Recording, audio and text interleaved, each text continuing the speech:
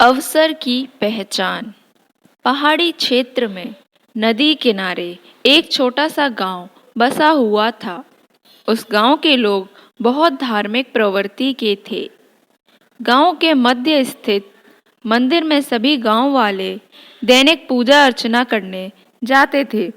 उस मंदिर की देखभाल की जिम्मेदारी वहां के पुजारी पर थी, जो मंदिर परिसर में ही निवास करता था। वह सुबह से लेकर रात तक ईश्वर की अर्चना में लीन रहता था। एक दिन गांव पर प्रकृति का कहर मूसलाधार बारिश के रूप में टूटा, जिससे गांव की नदी में बाढ़ आ गई। बाढ़ का पानी जब गांव में प्रवेश कर गया तो गांव के लोग घर छोड़कर सुरक्षित स्थान पर जाने की तैयारी करने लगे।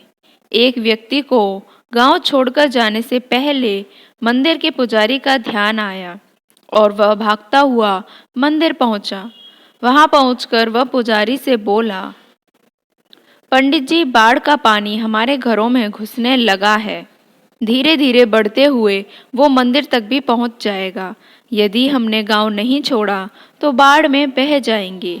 हम सभी सुरक्षित स्थान पर जा रहे हैं, आप भी हमारे साथ चलिए।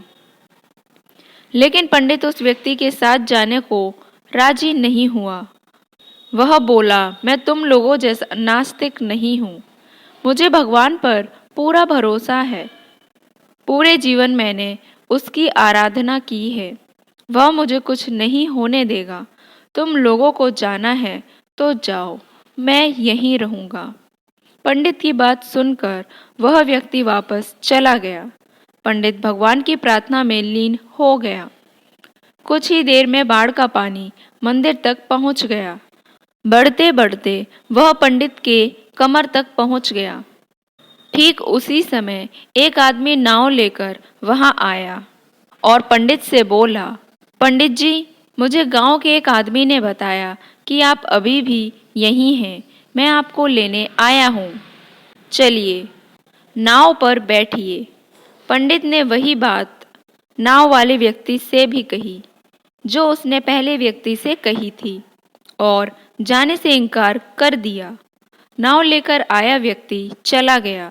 कुछ देर में पानी मंदिर के छत तक पहुंच गया।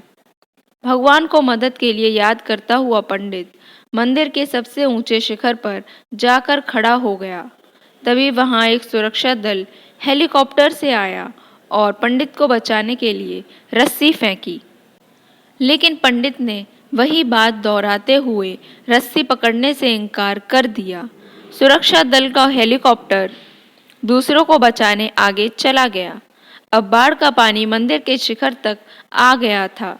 वहां खड़ा पंडित डूबने लगा। डूबने से पहले वह भगवान से शिकायत करते हुए बोला, भगवान, मैंने पूरा जीवन तुझे समर्पित कर दिया। मैंने तुझ पर इतना विश्वास रखा, फिर भी तुम मुझे बचाने नहीं आए। पंडित की शिकायत सुन भगवान प्रकट हुए और बोले, अरे मूर्ख, मैं 3 बार तुझे बचाने आया था।